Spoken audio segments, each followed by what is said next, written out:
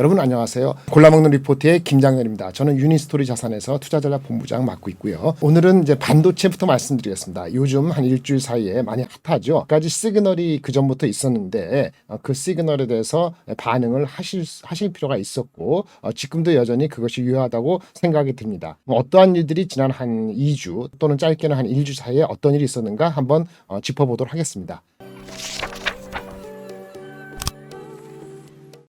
일단 반도체는요, 시크리컬 주식이고 사이클 주식이라는 얘기고, 사이클이라는 것은 수요의 변동성이 어떠한 시그널에 따라서 많이 변한다는 겁니다. 수요는 사실은 우리 경기에 관련되기 때문에 경기 민감한 거기 때문에 소비자들의 투자 심리하고도 연관이 되기 때문에 같이 보셔야 되는 거죠. 먼저 말씀드리려고 하는 거는 지난 5월 12일 날 나온 미국의 미시간 대학교에서 조사한 소비자 심리지수, 신뢰지수 요거에 대해서 얘기를 드릴 텐데요. 미시간 대학에서 매달 발표하는 소비자 심리지수가 어떤 것인지 간단히 먼저 보겠습니다. 이 지수는요. 매월 마지막 주 금요일 오전 45분 우리나라는 그 다음날 새벽 아침에 발표되겠죠.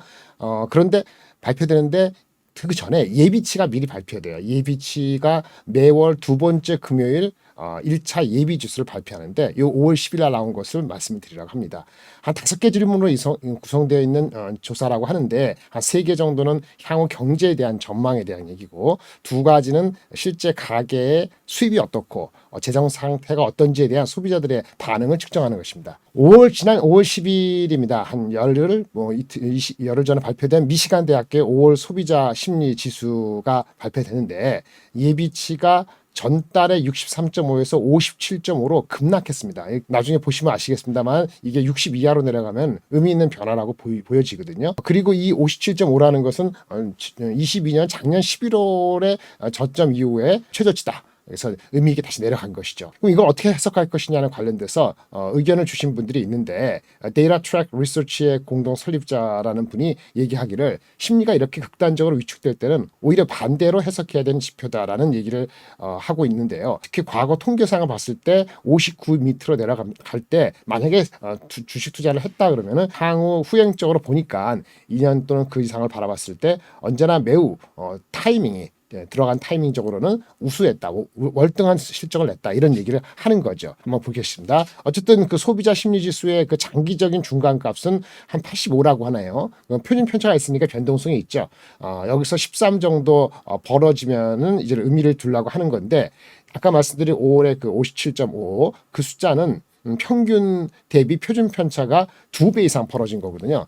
그래서 이거는 의미가 있다는 거죠. 이렇게 표준 편차가 크게 벌어진 경우가 2배 이상 벌어진 경우가 과거 1970년 후반부터 4차례 정도 있다고 합니다. 중동에 석유 그 파동 있고 나서 일어난 엄청난 금리 인상, 인플레. 그 당시 1979년도였거든요. 그 당시에 표준 편차가 2배 이상 낮아진 이후에는 한 4번밖에 없는데 일단은 80년대는 뭐 석유 파동 이상이니까 지나갔다 치고 2008년도, 2011년도가 있었어요. 2008년도 금융위기도 아까 말씀드린 그 지수가 최악일 때였던 거고요. 그리스 부채 위기로 2011년에 그 당시에 이제 유럽발 경제 금융위기였고 미국에서도 부채 한도 이슈 때문에 다운그레이드 방할 때인데 그때 들어갔으면 각각 한 20%, 10% 이상의 30%까지 수익을 거둘 수 있는 진입 시기였던 거죠. 그 당시 그것이 지표가 최악일 때 오히려 리스크를 떠안는 리스크 온 시기였다는 겁니다. 그러면 지난 22년 작년도 가을부터 지금까지 작년 하반기부터 지금까지 오는 사이에 이 소비자 심리지수는 어떻게 변했는가 보면은 벌써 6번이나 59 이하로 떨어졌다고 합니다.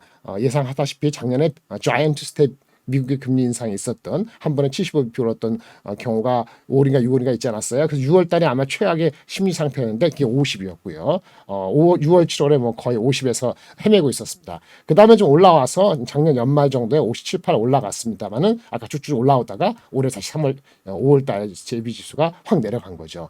그래서 이 시기는 과거의 사례를 봤을 때는 리스크를 떠안는 시기냐, 리스크에 두려워서 도망갈 시기라는데 결론적으로는 몇 가지 중요한 그 분기점에 리스크 온 시기였다라고 말씀을 드리는 거죠. 이건 말씀을 드리는 거는요. 반도체가 이렇게 리스크가 굉장히 두려울 때 들어가야지 주식을 먹는 거예요. 그래서 지난 작년에 5월달, 6월달도 그렇고 작년에 11월달도 그렇고 지금도 그렇고 세 번이거든요. 그러니까 3번의 경우에 지금 리스크 숫자가 높아졌는데 거꾸로 주식은 리스크 온을 했어야지 삼성전자나 하이닉스나 또 그게 아니더라도 소부장제를 통해서 주식의 탄력도를 향유할 수 있는 거죠. 제가 보기에는 지금 이 시점에 반도체를 투자하지 않으면은 소부장제가 뭐건 간에 마지막은 거의 마지막일 수도 있다고 봅니다. 왜냐면 마지막이라는 것이 더 나중에 들어가도 더 안전할 수 있겠습니다만 그러면은 이제 먹을 게 별로 없어요. 예, 그래서 지금이 아마 3번의 그 바텀을 찍은 마지막 순간이 아니겠냐라는 생각이 들어서 중요한 거는 문제는 반도체나 이런 시크릿카 주식이 실적이 먼저 좋아지지 않거든요. 실적은 나중에 와요. 작년에 6월달 삼성전자가 최악일 때 53,000원, 51,000원 갔을 때 보세요. 그 당시에도 그 실적은 전혀 내려가지 않았어요. 내려간 건 언제죠? 작년 연말 올해 초였잖아요. 한 6개월 지난 다음에 이익이 내려갔다고요. 마찬가지예요. 지금 뭐 실적 어떻다 이렇게 얘기하는데 지금 5월달 현재 실적에 대한 전망치는 아직 안 보여요. 하지만 올해 연말 내년 들어가기 전에는 실적이 내년도 보고 달라질 겁니다. 근데 그때는 이미 주가는 올라갔을 거거든요. 그래서 실적이 아직 개선되지 않았을 때 리스크 온을 하는 방법은 심리하고 그다음에 몇 가지 시그널을 보셔야 되는 거죠. 그 시그널에서 가장 중요한 거는 바닥이 됐다는 시그널에 대한 콜이고 두 번째는 망가진 줄 알았더니 어딘가에서 뭔가 개선의 조짐이 조금이라도 보이는 거고 세 번째는 미래에 대한 기대를 가질 수 있는 희망 섞인 하지만 그 내러티브가 긍정적일 수 있는 설득력이 있는 것이 와야 되는데 세 가지가 다 맞춰지고 있는 퍼즐이 맞춰지고 있는 형국입니다. 가장 최근에 나온 거는 AI가 주도하는 미국 시장, 미국 주식에 대한 얘기죠. 그거에 대해서 미래에셋에서 지난주 금요일날 썸머리를 했는데 뭐 개념적으로는 우리가 잘 다 알고 있는 거를 정리한 거예요. 미국의 AI 관련된 주식이 난리가 나지 않습니까? 엔비디아 반도체 칩, 구글, 마이크로소프트 뭐 다 난립니다. 그거에 대한 거는 끝까지 세 가지로 접근하고 있어요. 이 AI 시대라는 것이 올해는 1월, 2월 달에 소부장제, 소규모 중소 종목을 중심으로 엄청 올랐습니다만은 조정을 받았죠. 그거보다도 이 근본적으로 반도체라든지 이런 우리의 생활 속에서 활용되는 애플리케이션 측면에서 확대된다는 거기 때문에 이런 리얼 월드가 펼쳐진다라고 볼 수 있는 거거든요. 세 가지는 뭐냐? AI가 어떤 특정한 서비스만 형태만 하는 것이 아니라는 게 이제 밝혀지고 있거든요. 파운데이션 모델 기반이라는 거예요. 이게 의미가 있어요. 하나 기초화 돼가지고 이것을 또 오픈 AI처럼 이제 API식으로 퍼지게 되거든요. 그러면 이것이 활용되는 여태까지는 이제 AI를 트레이닝 시키는데 중점이 됐다면 트레이닝이 아니고 그걸 가지고 추론해가지고 실질적으로 응용하는 모델과 비즈니스가 늘어날 거거든요. 올해 말 내년도 내후년도 이렇게 되면은 반도체 수요라는 것은 생각보다 엄청 클 수 있다는 겁니다. 그래서 파운데이션 모델이라는 게 매우 중요한 개념이고요. 짧은 시간이기 때문에 제가 다음 기회에 또 말씀드렸으면 좋겠고 당연히 그런 거니까 산업이 다양한 산업에서 효율성, 생산성을 향상시키는데 기묘하다는 인식이 이제 확산 내지는 확고해지는 단계죠. 속도는 둘째 문제지만 세 번째 일반 대중들이 접근할 수 있도록 이게 자연화 형태로 접근하고 있다는 것이 이 시장을 계속적으로 어텐션할 수밖에 없는 겁니다. 이것이 반도체 연결되는 거예요. 그래서 미국에는 뭐 반도체는 엔비디아 그래픽 GPU 없습니다만은 그걸 포함한 소프트웨어 그다음에 이 플랫폼 그렇죠 AI 자체에 대한 것은 이 회사들은 핵심 요소가 다 갖고 있어요. 데이터 갖고 있죠. 그다음 딥러닝 알고리즘 갖고 있죠. 반도체 기술은 엔비디아를 통해서 그다음에 AMD를 통해서 갖고 있죠.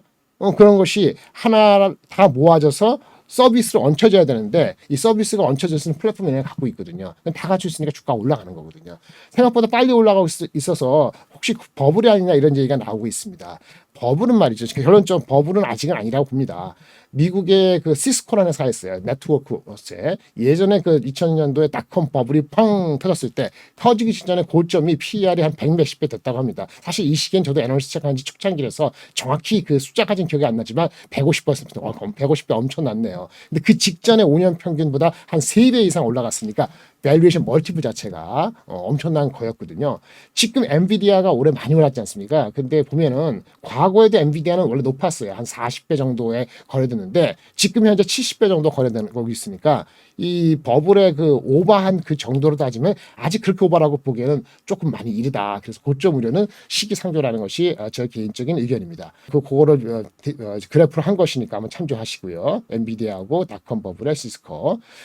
그런 상태에서 반도체 우리의 삼성전자나 하이닉스 소부장제 주가가 올라가는 것에 대한 배경이 되는 게 있는데 지난 한 1, 2주 사이에 첫 번째 시그널은 사실은 애널리스트라든지 그 뭐 저도 이제 얘기를 했었는데 최악은 지나가는 것이 이제 재고가 내려가는 건데 재고가 내려가는 것보다는 사실은 소비자들, 그러니까 PC를 사는 소비자 또는 PC를 만들어 파는 업체에서의 재고가 줄어들 수 있다. 그런 가능성에 대한 언급이 가장 중요한 거거든요. 왜냐하면 PC가 가장 위크한 거예요. 우리가 가장 중요한 게 이제 서버 한 40% 가까이 되고 메모리 D램의 경우에 그 다음에 모바일이 한 30% 초반 정도 되고 그 다음에 PC는 10% 이하고 그래픽이 한 10몇 프로 되고 이렇게 되거든요. 근데 PC가 가장 위크했어요. 옛날에 20 몇 프로 가는 것이 비중이. 근데 이 PC의 그 수급에서의 최악이 끝났다라는 외사 증권 리포트가 나와서 그때 이제 마이크론 테크놀로지가 엄청 올랐던 겁니다.